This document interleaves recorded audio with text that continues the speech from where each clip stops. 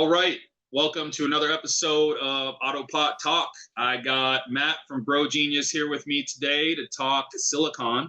We are very happy to be carrying the Grow Genius Mono-Silicic Acid product. And one thing I'll say to you, Matt, is using monosilicic acid products in the AutoPot system has been something that has been very difficult for us. You know, a lot of our customers struggle with using these products in the system, and it's gotten to the point for me where I've been, just telling people to remove it from their lineup because of all the interactions it has. And generally, when we do remove it from the lineup, everything clears up. So it's kind of been one of the most problematic products for people to use, and that's unfortunate because I know all the benefits that it brings, which we can touch on today. But anyways, thank you for doing this with us. We appreciate it. And please, we can get right into it.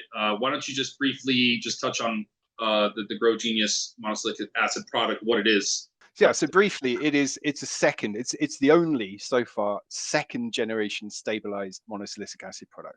So just to recap really quickly, every single product in the world that delivers silicon in any form to plants delivers it as monosilicic acid because that's the only bioavailable form, right?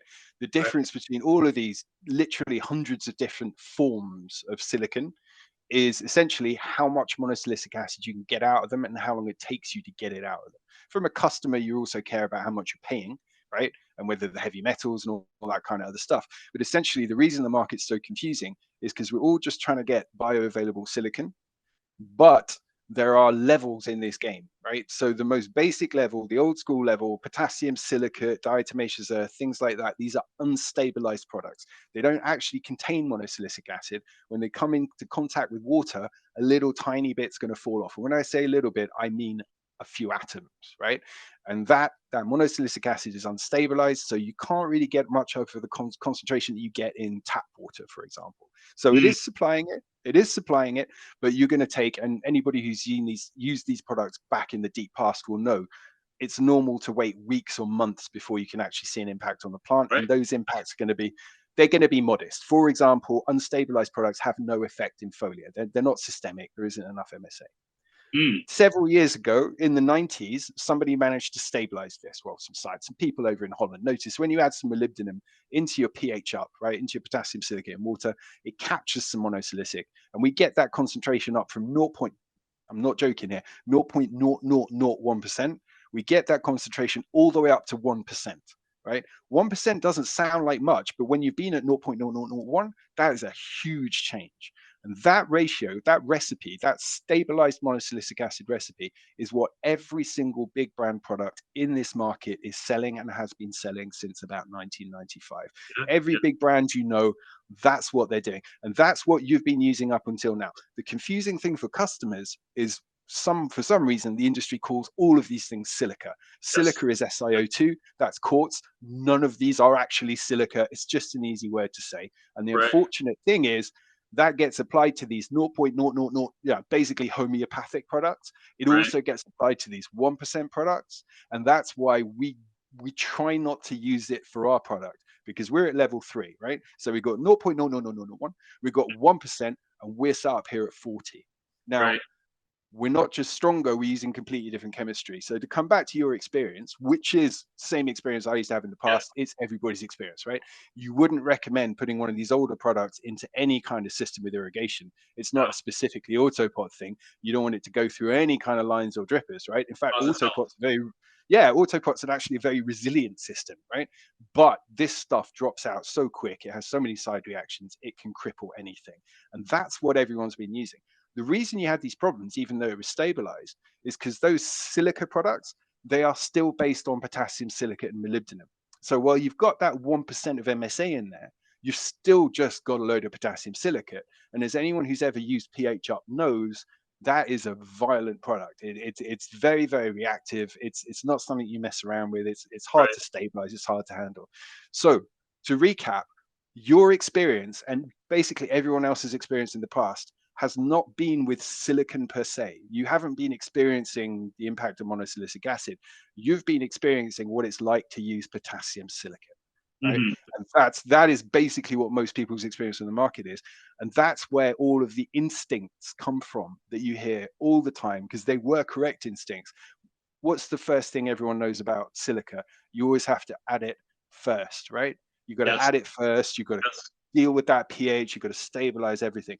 Again, it's got nothing to do with monosilicic acid. That is a problem with dealing with potassium silicate. Right. So Right. what have we done? We've brought along the next generation. It's another step change again, right? So there's a huge gap between your parasites and your big brand silicas and these unstabilized products.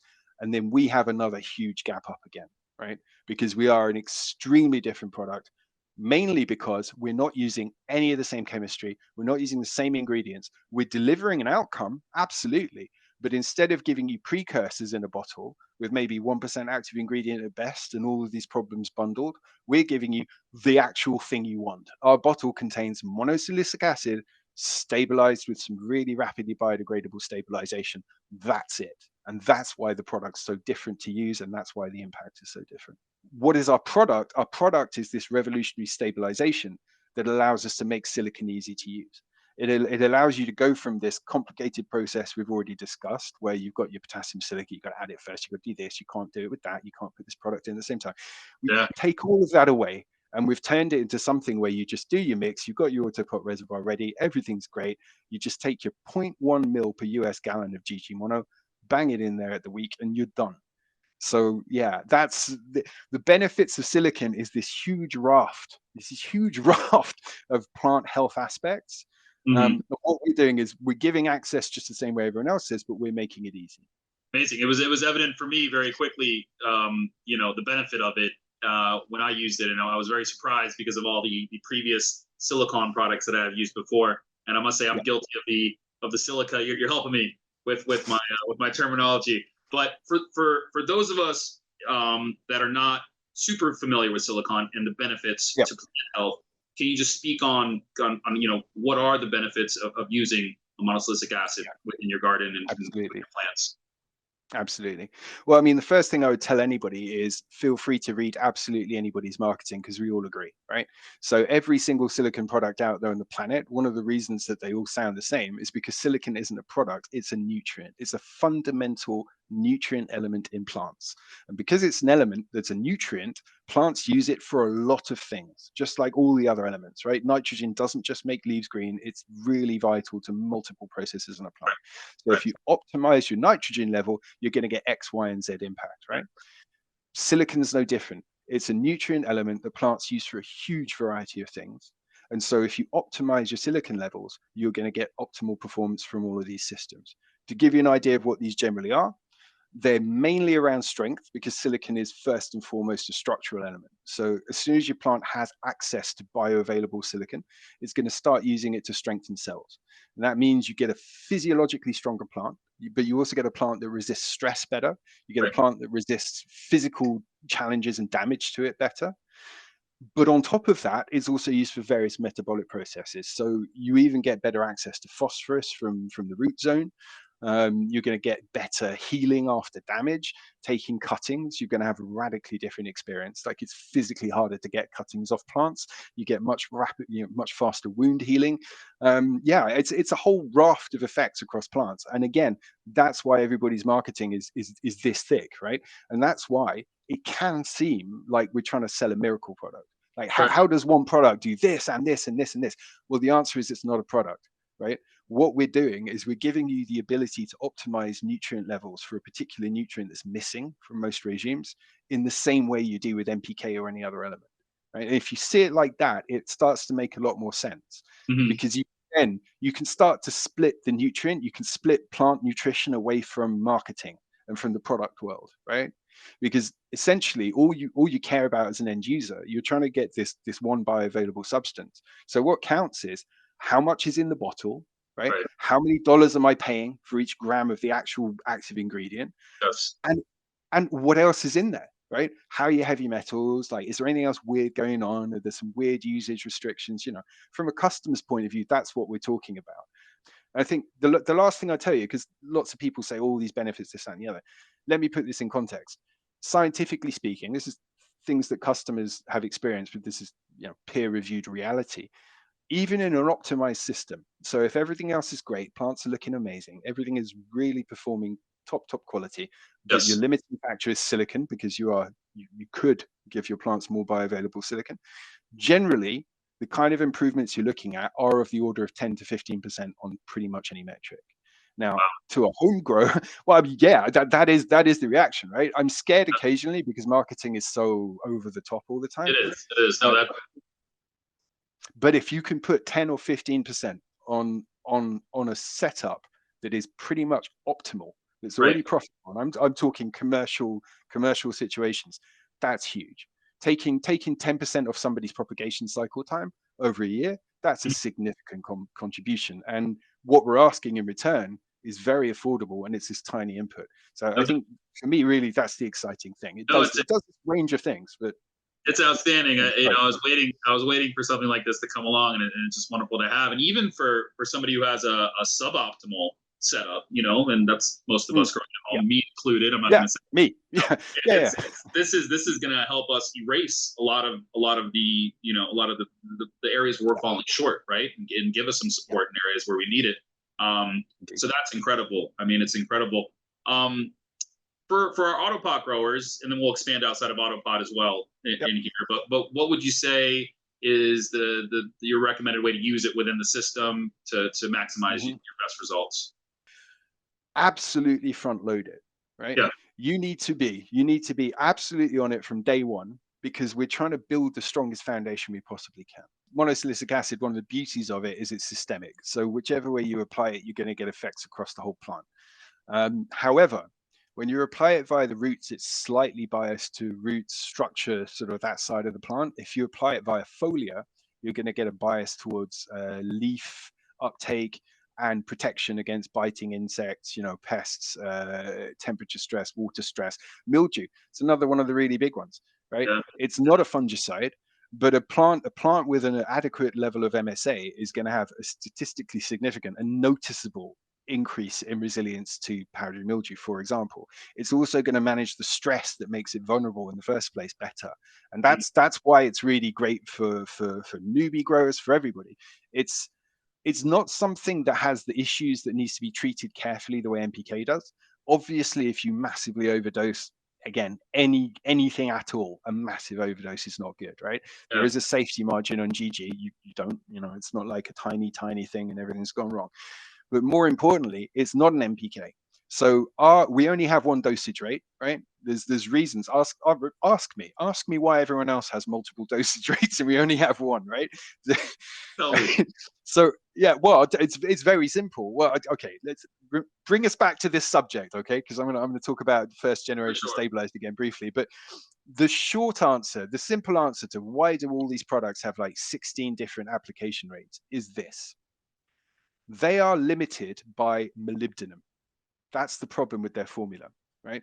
If you use too much of one of those products, the first thing that's going to be toxic in your grow is molybdenum. Molybdenum is a trace element, right? It's in all of our fertilizers, and this is one of my big problems with products that throw stuff in to look interesting, right? If you've paid for your full spectrum nutrients, any established brand in the US, you are already getting everything your plant needs.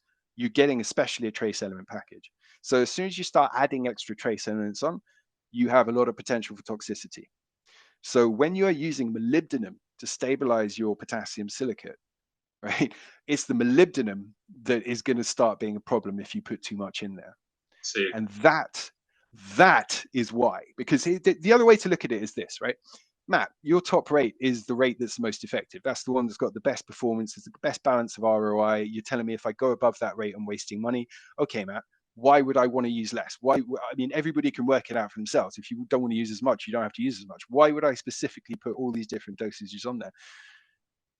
It's because I don't want to admit the fact that you can't use that top dosage permanently because you're going to get molybdenum toxicity. I want to keep that high dosage on there because I love that you get the impact that you do, right? People will often say, oh, it's an anti-stretch level. Yeah. We quite often get the request to us. People say, well, if I want to stop stretch using a product, how much do I use? And the answer is our standard dosage already delivers twice as much MSA as the special anti-stretch high rate of our competitors. So why would they not encourage people to buy more product to get better results and to use that top rate all the time? The only reason is because there's a downside, right? And that downside is molybdenum. Mm-hmm. This is another thing that sets us apart. Yeah. There is nothing phytotoxic in Grow Genius. Right. What is you it? can, what is the breakdown of what's in the bottle? What is the breakdown? well, literally, okay, so we start with the subject with a chemical called TEOS, tetraethyl orthosilicate, right? So one of the confusions for people is they're like, well, 70%, like, no, that's what we start with. We then use a proprietary process to extract MSA from that purely, and then we stabilize it. So compared to that confusing process previously, where you get like 1% of active ingredient by taking a precursor, the precursor's still in there, there's another thing in there, and there's another thing in there. All that's in the bottle, essentially, from an end user's point of view, is you've got monosilicic acid wrapped up in stabilization. That's it. There's nothing else in there. So, and more importantly, the other things that are in there, those ethanols, those stabilizing elements, yes, the actual monosilicic acid is your limiting factor in our product, right? Nothing else in the industry can say that, because there's always something that's going to be toxic before the MSA. Right. I mean, right. Don't get me wrong, I'm not encouraging people to use too much MSA. We've seen what that does. In fact, the first place we ever saw that was in AutoPot, with a very good friend who misread the dosage, didn't believe it could be that low, and put in 100 times the dose, right? And if you put in my friend one, did, my buddy, he did like in Martez garden, he did like a 20x because he never saw anything at that dosage before. So then yeah. But by the way, the crop was fine. I mean, there was some evidence of the overdosing just in a couple strains specifically, but it quickly rebounded. Everything was fine for a very large increase in the dosage. So, but because we talked and we got it out of there. But trust me, if you do like 100x the dosage and leave it sitting in there, you will finally be able to find out what happens. And I'll tell you what happens. It blocks calcium availability on a molecular level, and your plant wilts. It doesn't burn. But anyway, this isn't like a sales technique, right? But the point I'm trying to make here, is, if you want to go super nerdy on it, we've actually delivered the first product into this space that allows people to find out what monosilicic acid does. Amazing. Previously, you could play with a bit of mono, but you had to have pH up in there as well. There was no choice. There wasn't an option to have high levels of MSA, but also not have anything else phytotoxic.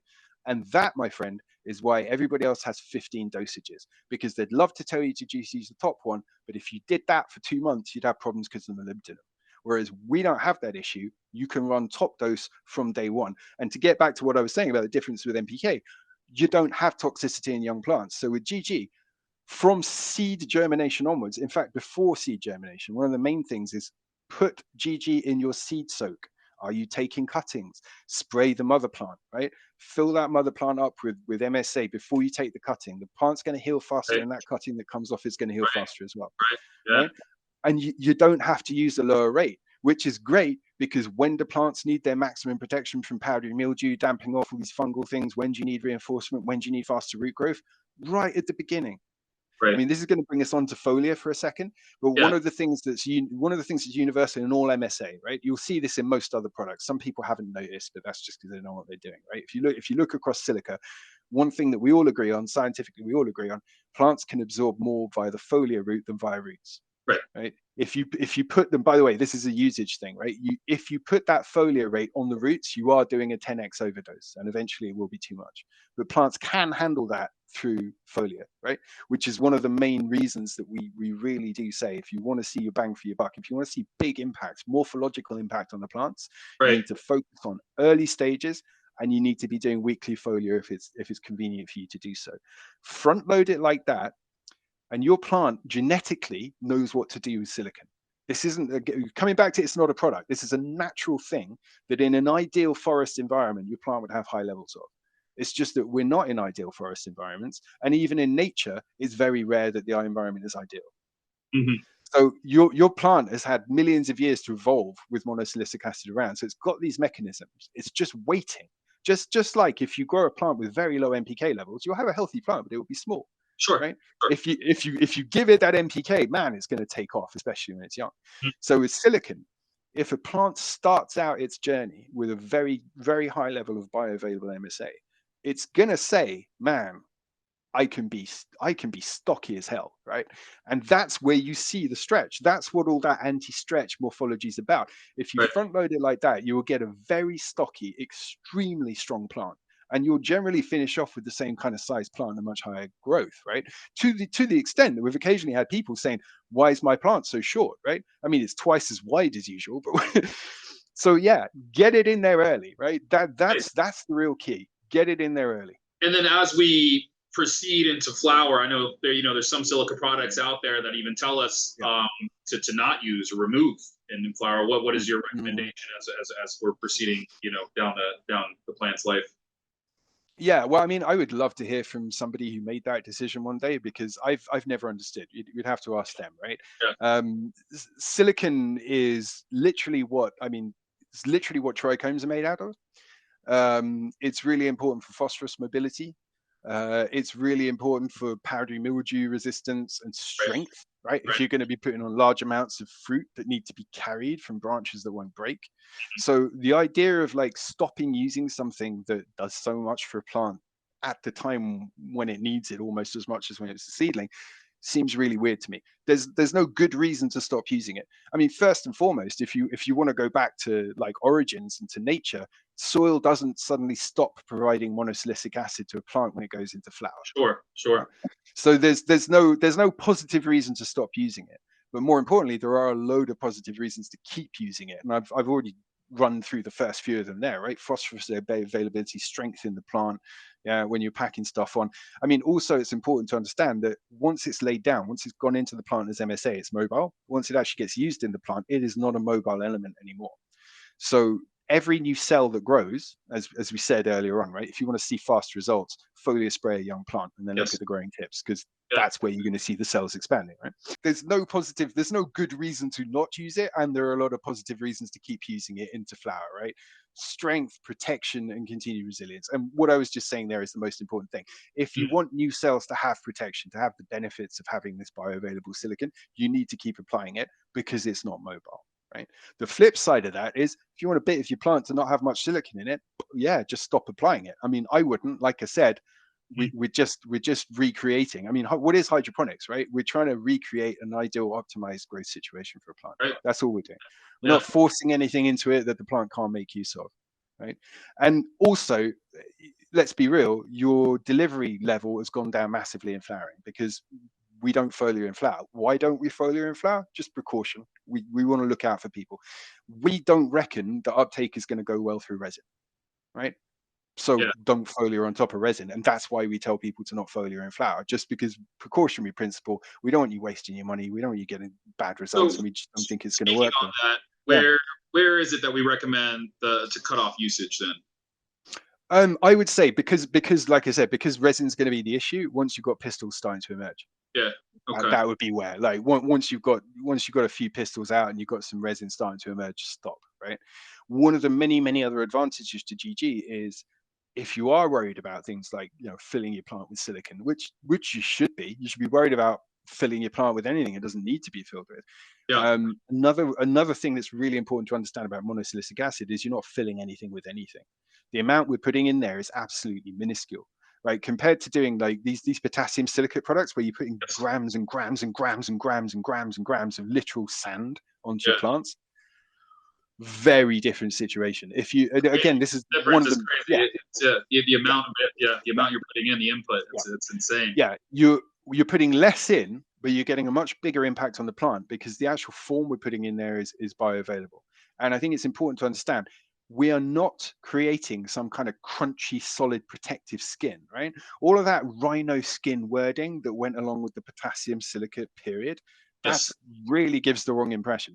We're Yes. putting tiny quantities in, and it's used more like a lattice. You want to imagine more like a framework than like a solid silicon wall. Right. That's Right. Right. not the situation at all.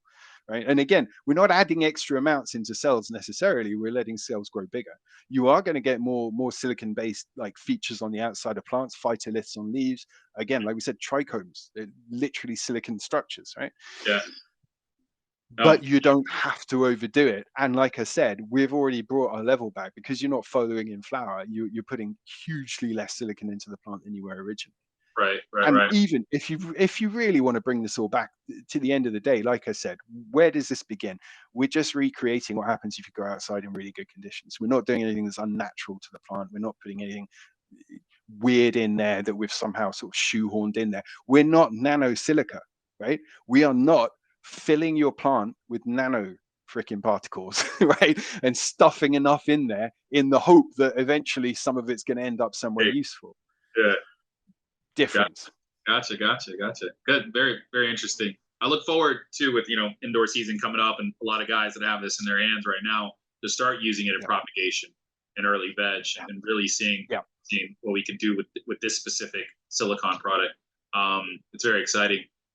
For the organic growers out there, how does Grow Genius play into that? Like, what should they have concerns around using products that's sustainable with organic gardening?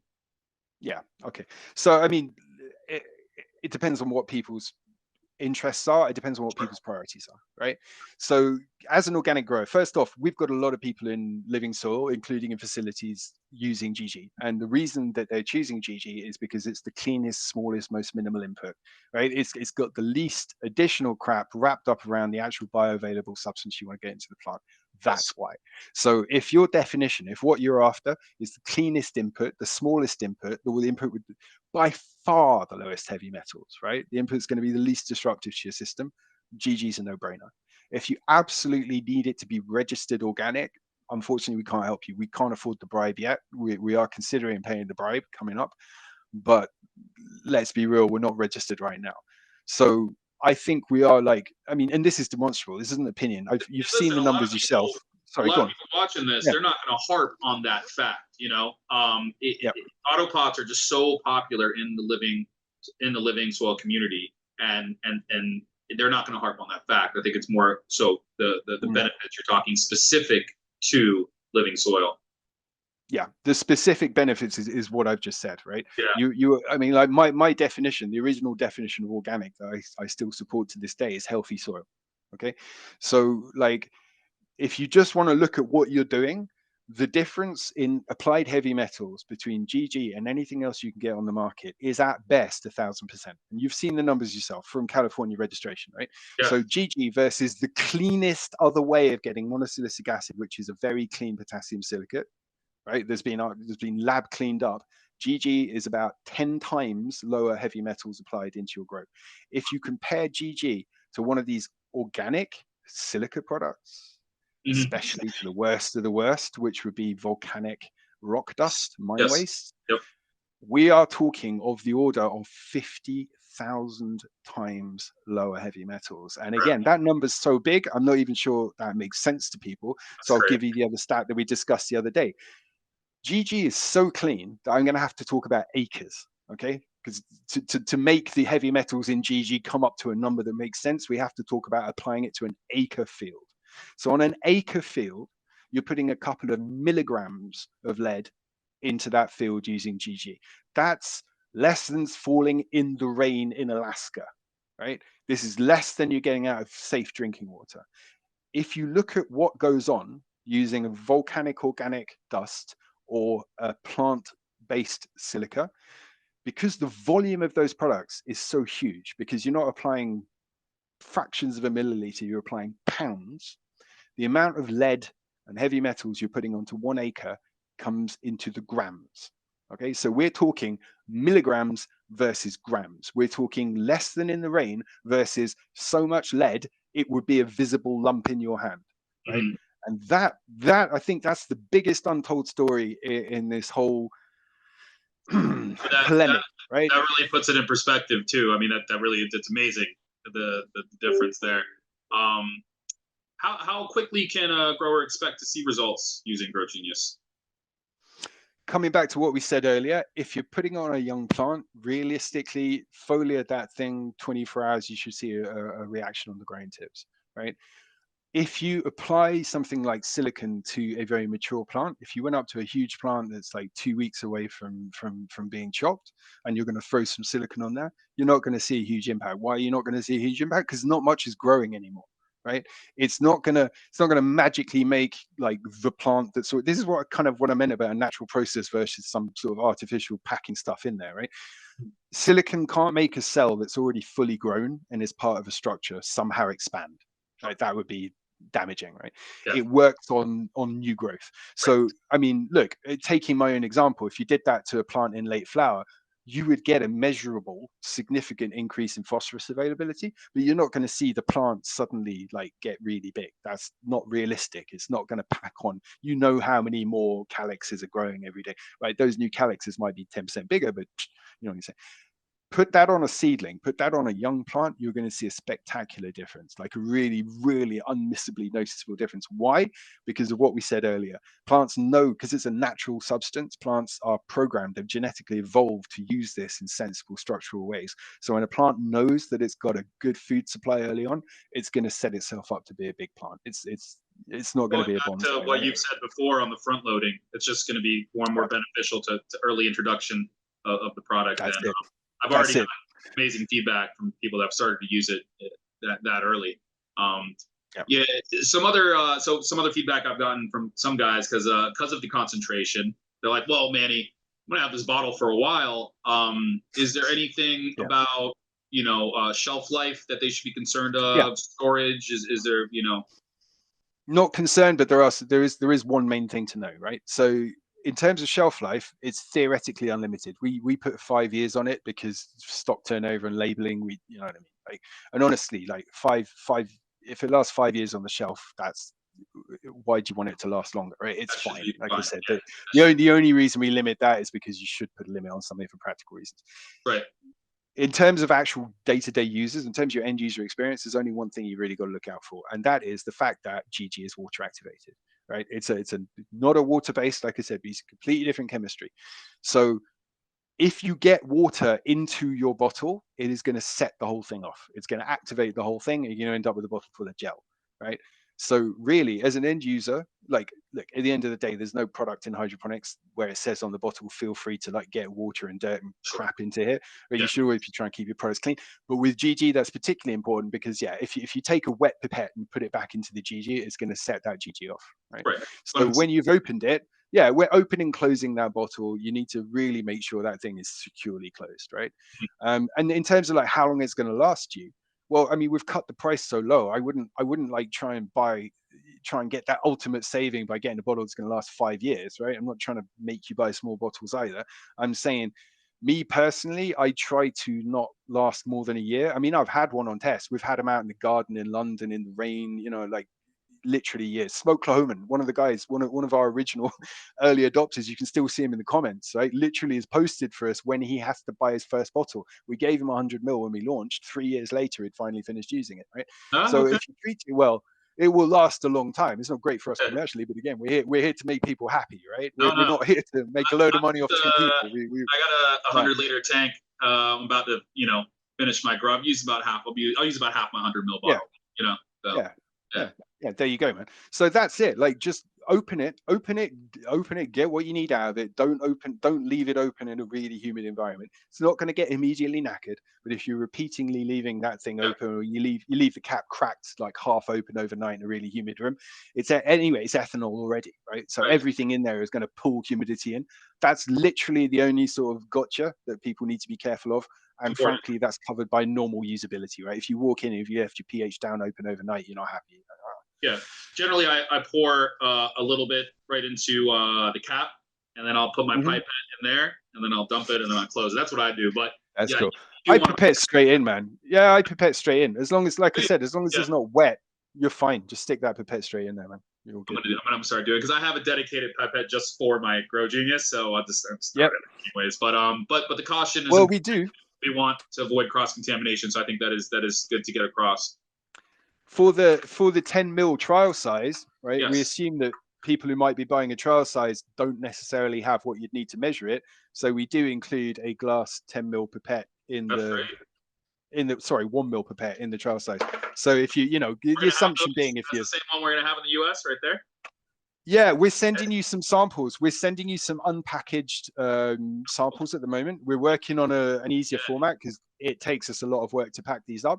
But yeah, this is what the 10 ml trial size comes in, and that was the idea. If somebody needs it, you can use a plastic pipette. I mean, in fact, here's a little tip for people with really small setups, or if you just want to do your house plants, or you just want to make 1 liter, right? That's a common question.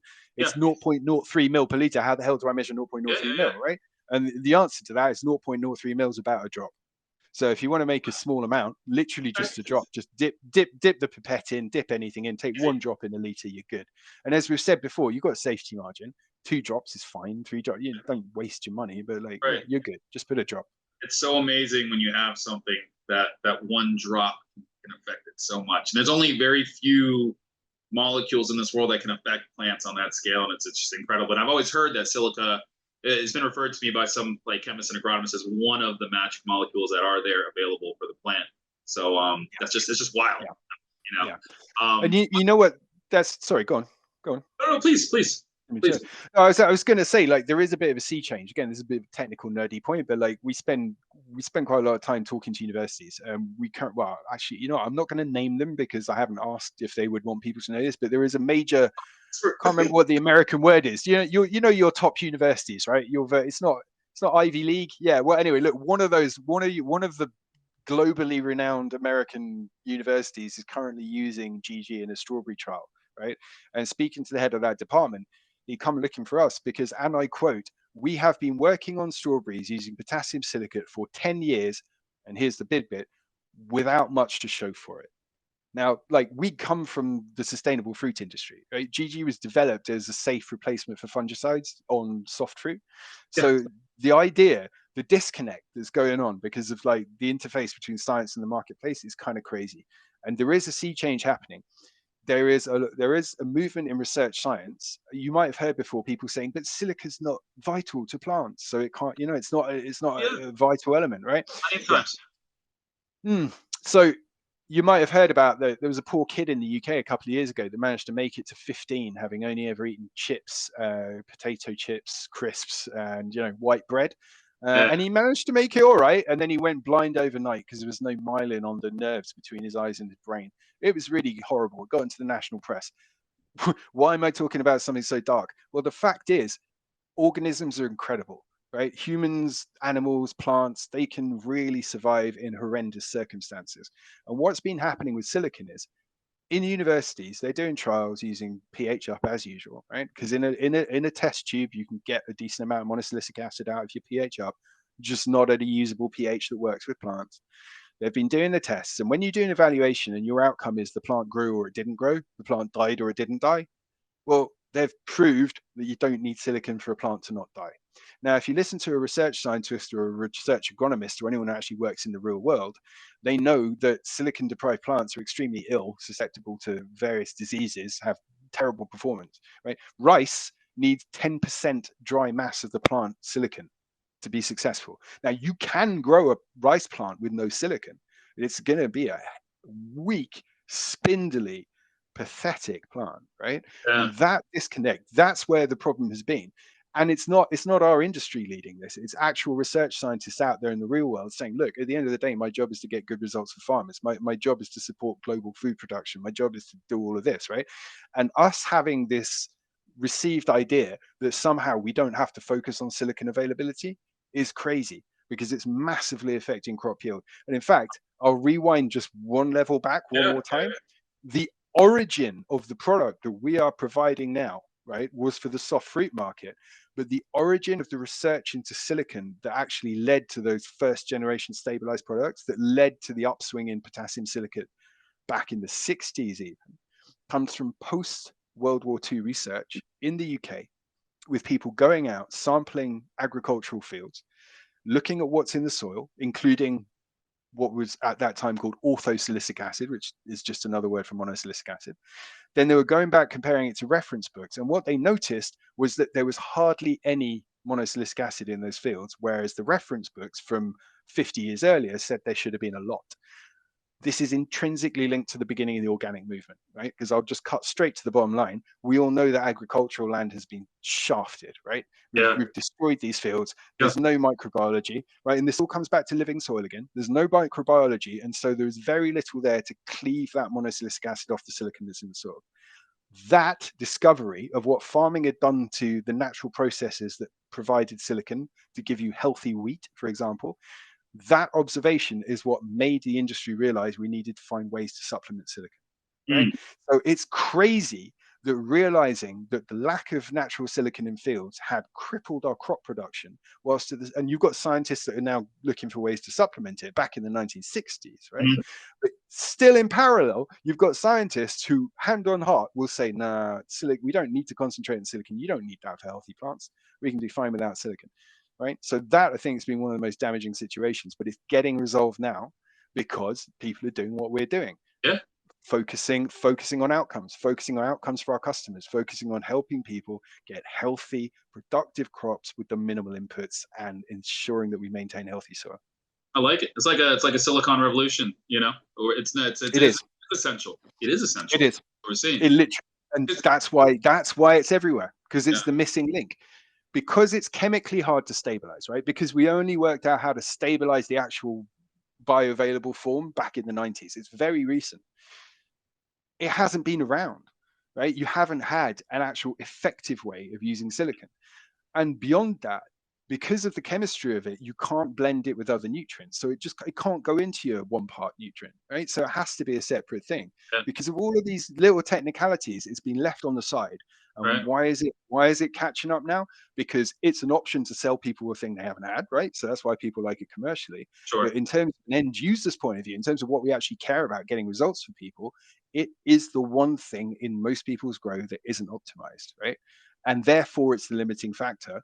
And that's what we're all looking for. That's what everyone's doing. As soon as you get one aspect of you grow better, you're talking to your friends, you're talking to your network. Let's move on to the next thing that's holding me back, right? It's a Yeah. constant process. It feels good. So, You get that, and you're like, oh man, I'm the man. I got this. You know, it's nice. yeah, yeah. I'll tell you, I'm So guilty. yeah, now you've got this option. Sorry, Yeah, go on. I was, you know, when I was having all these problems, because you know, I'm sitting here, I'm helping people, because that's what I do half the time. I'm just helping people troubleshoot issues, and those words come out of my mouth, and like, let's remove the silica. It's not an essential part of what it's not an essential part nutrient for your plant. But I was, you know, I'm seeing more and more now that I was wrong, and it's very exciting now to be able to incorporate it in what we're doing here in AutoPot. So, and in any other application as well. As you know, as I've been using the product, I've noticed one thing. I've noticed is I was getting bubbling and foaming as I used it. Why is it that we see that with this particular silicon product? Yeah, I'm smiling because occasionally I forget, right? So I've got rainwater capture. I live in a hard water area, but I've got rainwater capture. So occasionally I'll forget. I'll go make a mix with rainwater. I'll forget. I'll put the GG in first. I'll pour the rainwater in, and I'll be like, "Oh my god, how come there are bubbles?" Right? Because I forgot it was rainwater. So simple answer: make your water hard before you put the GG in. Right? So why does it bubble? Well, easy. There's a wetting agent in there. Right. So foliar, as we've said, if you can foliar is such an effective way of getting high levels of MSA in there. It's a really important, you know, aspect of usage if you can. GG is a foliar first product. So again, because it's the most effective way to apply it, we've optimized it for that. And part of optimizing foliar is ensuring that you have a wetting agent integrated into your formula, right? So you get good performance. Now, a wetting agent, by definition, is a detergent. And if you put a detergent in soft water and then blow air through it, it will make foam. Easiest way to avoid that is don't put it in soft water. Now, as soon as you've added your CalMag, you don't have soft water anymore. Nothing will foam as much, right? Again, it's not a specific GG thing. It's nothing to do with the Mono-Silicic at all. If you put anything with a wetting agent in soft water, blow air through it, it'll foam. Well, then right? I started adding it at the end too. I was like, oh, it doesn't matter anymore. I can do whatever I want. So I just that's why. That's why. Yeah. So, yeah. And that's literally why we say it. Why we say add last on the FAQ. So if anyone's ever got a question, we've got an FAQ on the website, and it's an actual FAQ, not one of those BS sales-based FAQs, right? It's actually the things people ask us, and that's in there. Like, why is it foaming? Because it's got a wetting agent. How do I stop it? Just add it last. And in fact, that's what we have on most of the. It just literally says, no need to do this, no need to do that. Add last. Wonderful. And that's why. That's great. It makes life easier for everybody that is foliaring the product. Foliar, I know we touched on it, but let's be more specific here and your exact recommendation on how to foliar, like how to go about it, best practices. So I think, look, I mean, first off, as we said, the most important thing is to be doing it weekly if you can safely. And in terms of how do you do it safely, The answer is exactly the same as practically any hydroponic product, right? There's almost, well, there is nothing on this market that it's a good idea to be breathing as a foliar spray. So what we recommend to people is, if you can foliar safely, then foliar weekly, right? And what does foliar application safely mean? Well, it means foliar application in a way that you're not going to be breathing in all of the stuff you're spraying, right? So we'd expect standard precautions, right? Masks, glove, extraction on full.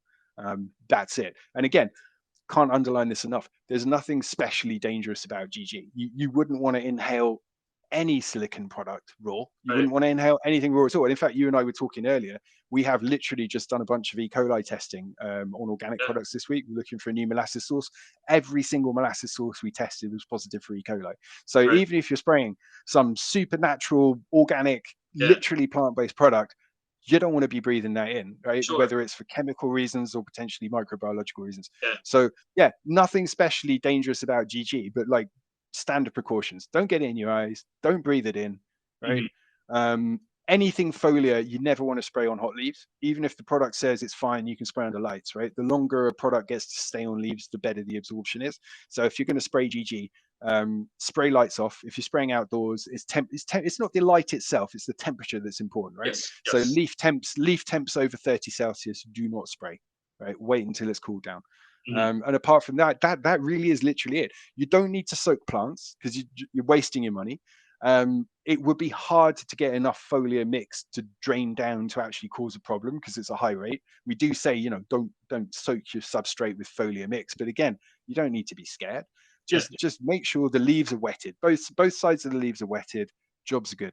Right. And if you get, and obviously afterwards wash your hands, all that kind of stuff, right? If you don't want GG raw on your skin, it's not carcinogenic, it's not going to do anything particularly horrific to you, but it is like any chemical product for plants, right? It's safe for plants. That doesn't mean it's good as a skin lotion, right? So if you do get it on your skin, just wash with soap and water. There's no particular panic. That's good. I mean, I see that safety and compliance is very important to you guys, and I guess that's the reasoning behind the markings on the bottle. I know in Europe you guys have to be a lot more forward with that than we are in the US, but this is why it's on there. Absolutely. We take it very seriously. We do a lot of work in commercial, obviously, right? So we've already got like the health and safety structure that goes with that, but like I don't see why anybody should have a bad experience. Our safety warnings, as you say, we're compliant for the EU, right? So we need at least 15% of the surface area of the label to be the hazard warnings. The actual hazard warnings are just for the product in its raw form, right? So if you poured a load of raw GG into a small fish tank, it would be bad for the fish. If you put the actual recommended dosage of GG into a fish tank, the fish are not going to notice, right? So I mean, that's the situation. So yeah, again, we really just want to make sure that everybody's safe, everybody's happy, everyone's having a good time. And we have noticed that there are a lot of products that do seem to be lacking safety guidance. So we do get this pointed out to us. People will quite frequently ask us, hey, how come you've got so much warning on your bottle, whereas this other bottle of like pH doesn't have that, or whatever it is? And the answer is just simply, we take this really, really seriously. We take people's well-being seriously. It's not that there's any particular specific risk. It's just we don't want one person to have a problem because they didn't know. A lot of people don't realize this. A lot of people wouldn't necessarily assume that spraying something is particularly dangerous, right? Whatever it is. And like I said, we really care about our customers. We don't want people having a bad time. And even though that may be a bit sucky, maybe it looks like we're over safety conscious or makes us stand out because we've got these safety warnings on the bottle. Like I said, I would prefer that, right? And doing the role that we've got, which is we play it straight. We take health and safety really seriously, and we're compliant so we can work with people in very well organized industries. It makes me sleep better as a consumer, as somebody using it. I love hearing that from you and you guys, and y'all approach this so professionally, man. And I really appreciate it. Really appreciate you doing this as well. What I'd like to make in the future is we'll bring a couple of our commercial guys that we'll have started using it now, and we could do more of a commercial based interview, bringing them in and kind of talking what they've seen and questions as it applies to larger usage as well. Absolutely. Yeah, any case studies like that would be good.